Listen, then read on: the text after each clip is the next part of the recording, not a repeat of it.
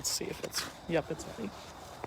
All right, hi guys. My name is Michael Ceja. I'm currently serving as a Michigan-grown, Michigan Great Ambassador, and we are here today at Uncle John's Cider Mill in St. John's, Michigan, here with Mike Beck, owner and operator of Uncle John's.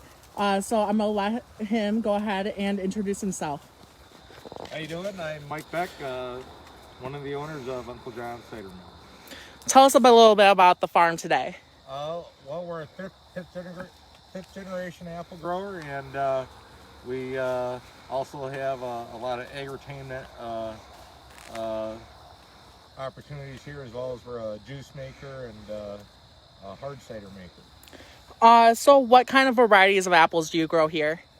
We have probably over 40 or 50 different varieties, all the common standard ones like a Honeycrisp, Mac, a Gala, John Gold's, Northern Spy, and then all the kind of weird ones that you might hear about for hard cider, like Davenant, Kingston Black, Wine Sap, Baldwin, things like that. What kind of apples are they picking right now? Honeycrisp. Awesome. So tell me a little bit about what the calendar year looks like for you guys here. What preparation does it take to start the apple growing process? Well, after harvest, the trees get about a month off, and then we go in and start pruning. So we prune all winter long, and then we get ready for spring. We bring in hives for pollination, and then any kind of nutrients or any other kind of deficiencies it might need, we might for a spray program. And then we wait for harvest to come on again. Awesome. Can you tell me a little bit about like what pruning is for somebody that doesn't know? Well, basically you're going to be removing wood that's no longer producing good fruit anymore, or fruit period. So typically that's a branch that's 3 years to 5 years old or older will be removed to make way for new branches that sprout good fruiting wood. What would you say is your favorite variety of apple? Wine Sap. Awesome. So tell me what kind of challenges do you guys face here when it comes to growing them? What kind of precautions do you have to take? The biggest challenge is harvest. It's hand harvested, so that requires people, and that is the most precious of commodities. Can you tell me a little bit about the people that you have picking the apples or working in the cider mill or in any step of the process? All sorts, seniors, kids, even ones under 16 with their parents' permission if they can get a ride and all that. So we run the gamut. People, we have college students here, high school students, and people just looking for part-time work as well. So what would you say? What would you say is your favorite part about being here on the farm? I guess there's downtime that's fun that you can get away and do hobbies with. Awesome. What would you say if you were to tell somebody about your favorite part of Michigan Grown, Michigan Great apples? What would you tell them about what makes you go every single day? Well, I mean, Michigan, they used to use a tagline, flavor best, but there's a reason why companies like Gerber's and Mott's and other big processors are here. It's because our fruit tastes better. Great Lakes growing is special and unique, and it can't be duplicated anywhere else in the world. So Michigan apples always get some of the highest returns in the nation for their fruit because it's extra special. Awesome. So can you walk me around and tell me about just like the different aspects that people might not know about growing apples? Well, I mean, it's feast or famine. I mean, like 2012, if everyone remembers golfing and stuff in March, 80-degree weather, well, that pushed our trees along so far ahead that when the spring frost came, it destroyed everything that we had. So we didn't harvest a single apple in 2012. So it's a feast or famine situation sometimes. All right, for you guys, for your viewers, if you guys have any questions, be sure to put those in the comments, and we can try to get to answering those as we go around the farm today. So this year, 2020 is unlike any other with COVID-19 and everything in that area. Can you tell us how that impacted your operation and what you guys are doing now to make sure that families are still coming here and having fun? Yes. Well, there's we not having any events like we typically would do. There's none of the rides, the wagons or trains or anything like that. There's still things like the corn maze and sunflower picking and pumpkin picking to do. Yeah, there's none of the rides or like inflatables and some of the other things that usually happen. The other thing that we're not doing this year is wine tasting. That requires too much PPE and very difficult to social distance with. So, but you still can come out here and you can have a glass of wine to drink or a can of cider or something like that. So it's slightly different. And as far as like our retail spaces, we've removed one half of the cash registers in all the spaces and opened up some other barns that were not used before and putting cash registers out there to make some new retail spaces. So we're doing everything we can to keep both the employee and the customer safe. So one of our viewers is asking, can you tell us about your experience with working with crop scouts or people that you bring in off the farm to make sure that you guys have a good harvest? Yes. Right now, Helena Ag does a heck of a job helping us scout the farm and provide advice for fruit to maximize the potential here. Awesome. So I know we talked about going back up to the packaging plant. Would you like to go up there and see what's going on over there? Sure. All right. So we're just going to hop into the Gator and take that little ride. I was driving around here just before we started this, and oh my gosh, it's just so beautiful.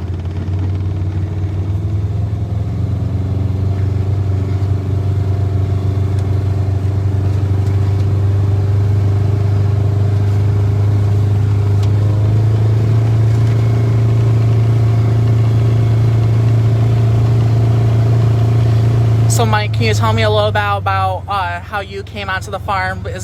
I know it's family run. Was coming back to the farm always the goal? No, I used to build restaurants and grocery stores and stuff like that. I got tired of working on the road, things like that. So typical start the family life type of thing. So tell me a little bit about what did bring you back to the farm. Did your parents pressure you into it really, or was it really like this is where you guys grew up, so it was just a no-brainer that you would come back?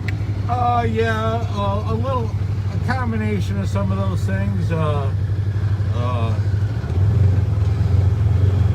a lot of it had more to do just with settling down. I was on the road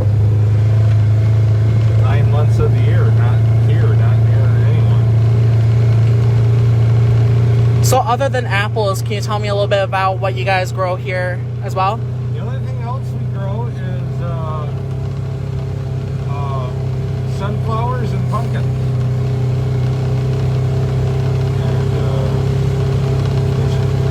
if you want to, we can go to those now or we can go to those later. We can probably stop by later.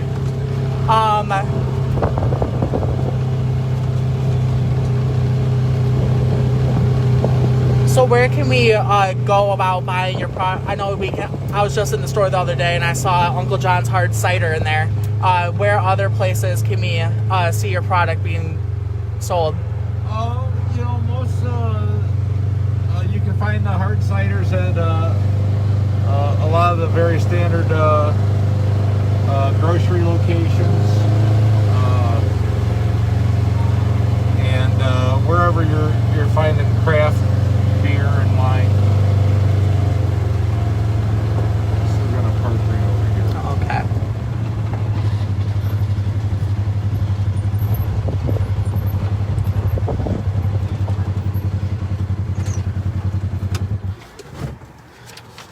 All right.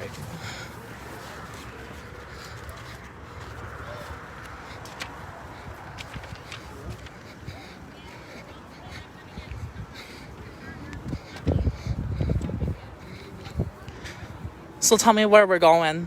So we'll go up to the cider mill and we'll show you the cider press. It's not running, but we can take a picture of it.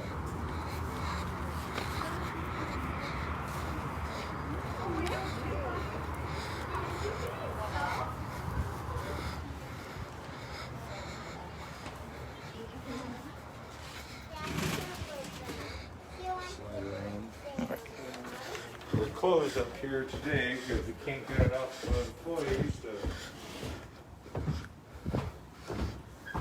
fill all the spaces. But this is where it originally all started, as far as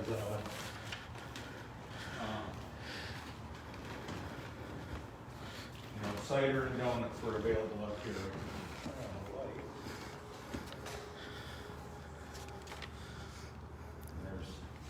There's the cider press.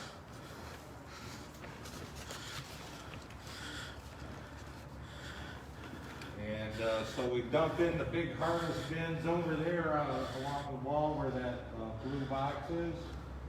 And they get washed up in there and they go up some inspection rolls.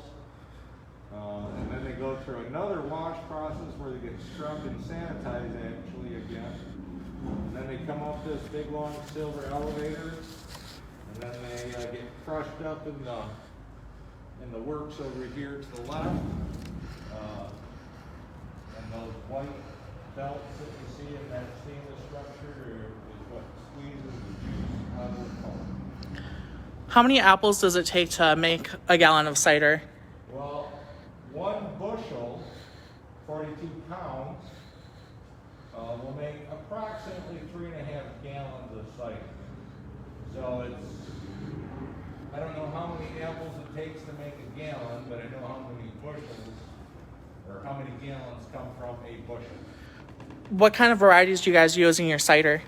As many as we can get, but hopefully a nice balanced blend of sweet and tart varieties. So tell me a little bit about how did you guys start making cider? Was it something that your parents did, or what happened with that? Yeah, it was kind of a MSU extension. Had some ideas for apple farmers to get more value out of some of their lesser products, and so you can take a not as pretty apple and press it and make some darn good juice out of it.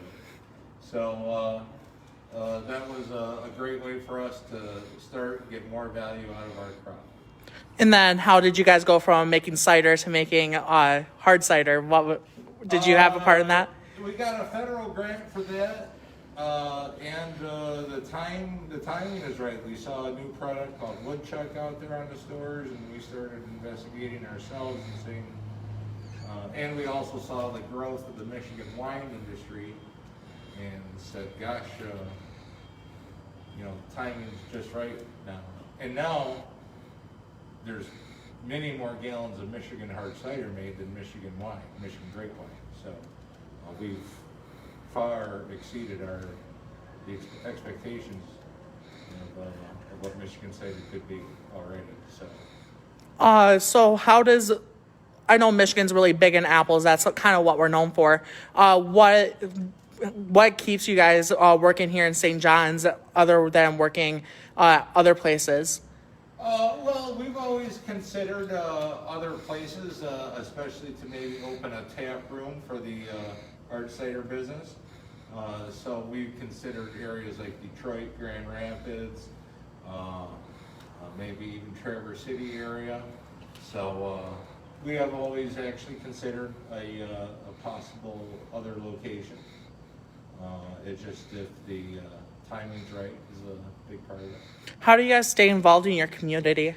Well, we work closely with the schools and stuff on programs like food programs and things like that.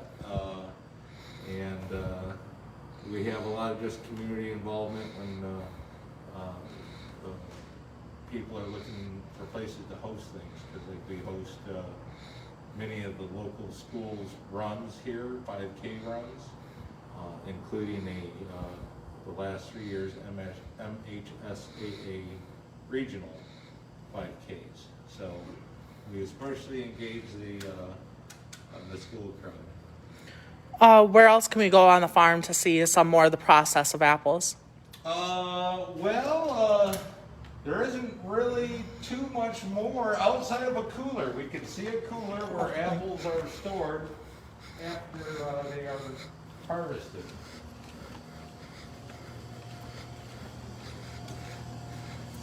Now, does the rest of your family work on the farm as well? Well, my sister and brother-in-law, as well as my wife, and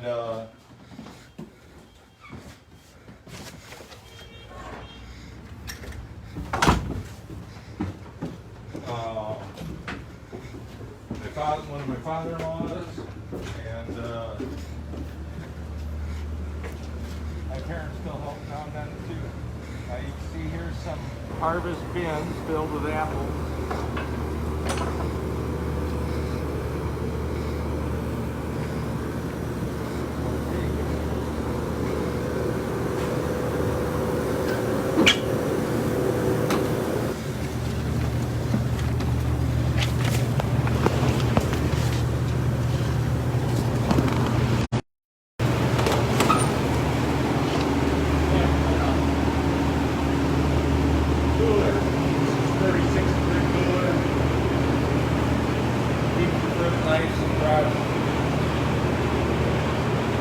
And how long can we store apples in here? Probably until Christmas. And do you keep just a certain variety of apples in here for certain products, or do you keep them in here for the wine and the cider and the pies? Yes, for everything. Okay.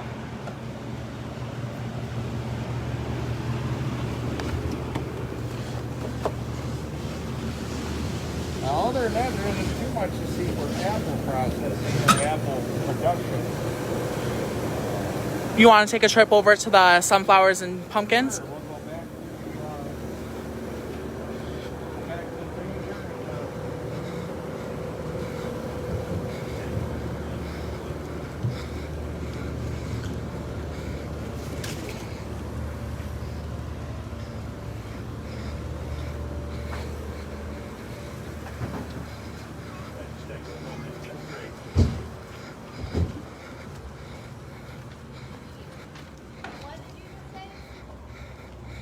Stop saying that, or you will go into timeout. No swearing.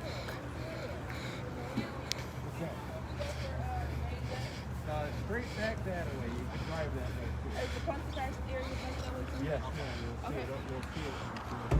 Okay. Thank you.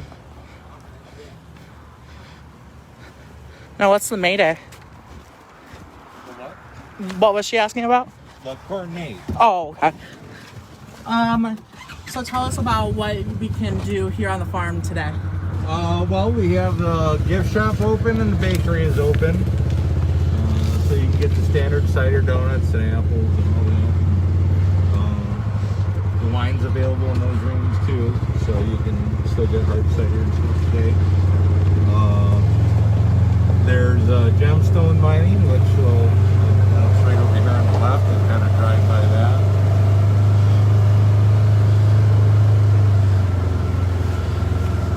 There's a gemstone mining piece right there.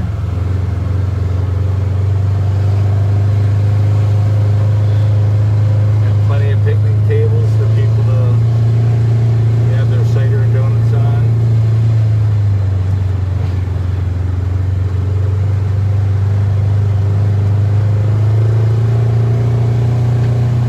So how long have you guys been doing the sunflowers and pumpkins? The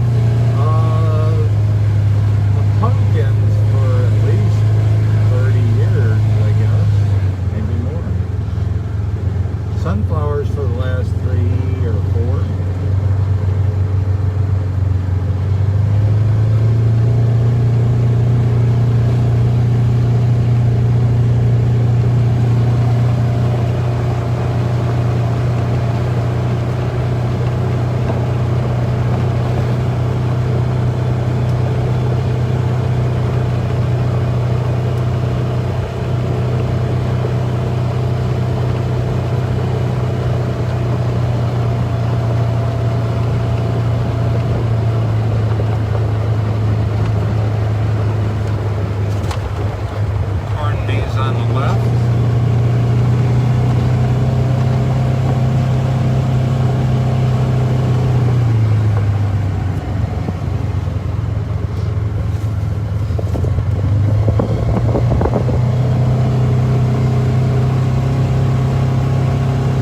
So what do you guys plan on, how do you guys plan on expanding for next year? I don't know if there will be any expanding outside of just maybe more sunflower days. We might try to do that.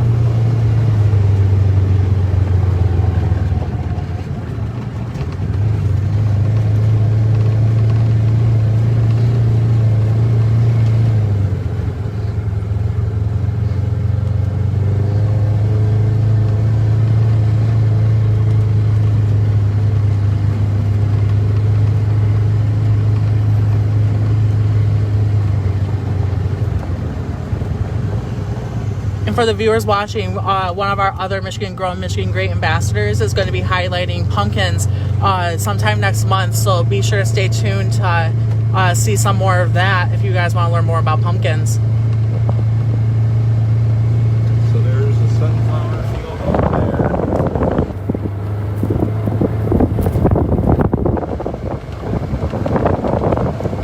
We have an OtterBox set up for that. People can just come back and have a QR code. You can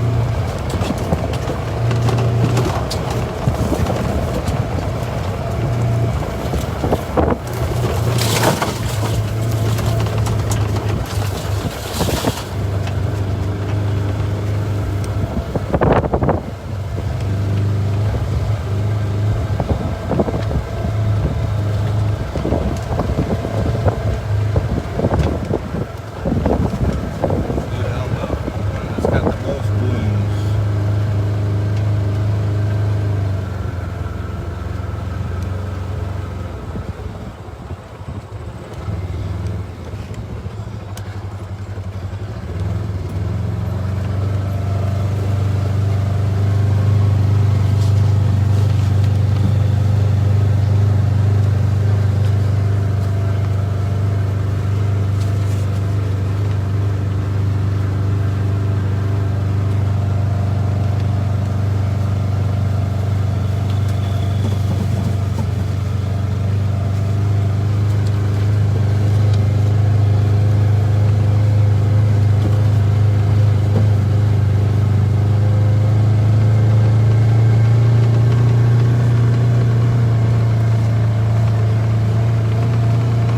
So around when do you guys stop harvesting for apples?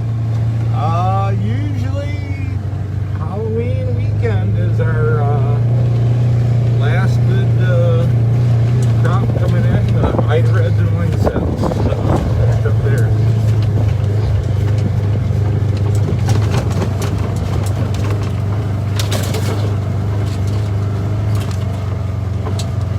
So real nice pumpkin harvest this year, and I mean we've already had it open 2 weekends, and you can't hardly tell it's been touched. Jeez. So how many pumpkins do you guys grow a year? Around 20 acres of pumpkins. Okay. 25. And about how many pumpkins grow on each acre? I'm hoping around 5,000 pounds per acre.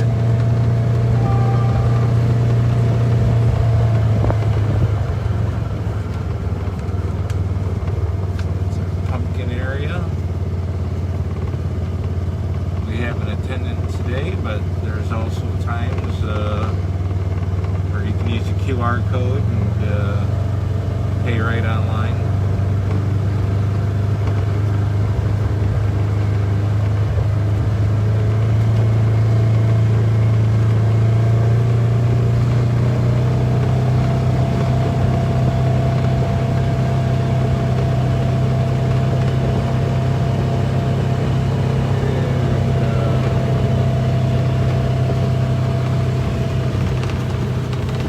I can show you one thing that is new this year, since we're not doing all the things like inflatables and rides and such. We've made a new area where you can get cider and donuts and hard cider, and there's food trucks out here, and we got tables spread out way more than 6 feet apart, so people can feel comfortable about coming out here and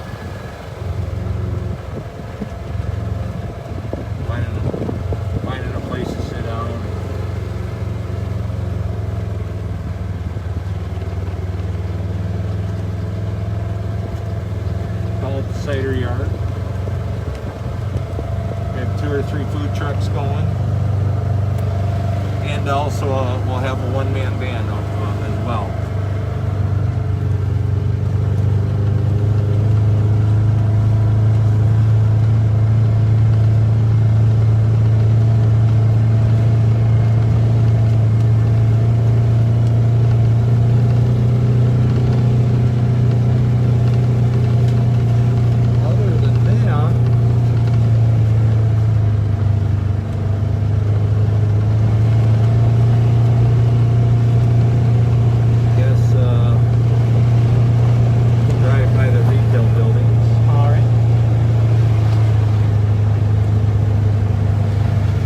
So can you tell me a little bit about what is different about growing apples, or what's special more about apples than other fruits? Primarily the hand harvesting is the most special thing. I mean, that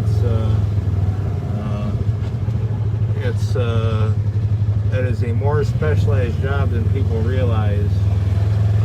Picking apples, they're more fragile than eggs, so to pick them correctly is actually kind of a skill. So the hand harvesting is definitely the most unique part of it, where most other crops in Michigan, not all but most, have some sort of mechanization.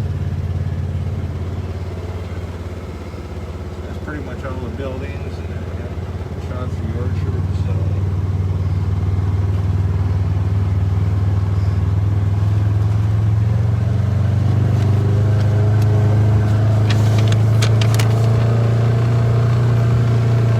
There's a place where you want to do Q&A? I feel like we've pretty much covered everything we're going to cover today. So is there anything that you would like to leave off for the viewers? Well, we're open 7 days a week until Halloween. So come on out. We'll got lots of cold cider, donuts, hard cider. There's food trucks here usually on the weekends. So. All right. So, yep, guys, my name is Michael Ceja, Michigan Grown, Michigan Great Ambassador. Be sure to tune in next time for our next installment of Harvest Hangouts. So, I had a really fun time today here at Uncle John's, and see you guys later. Bye.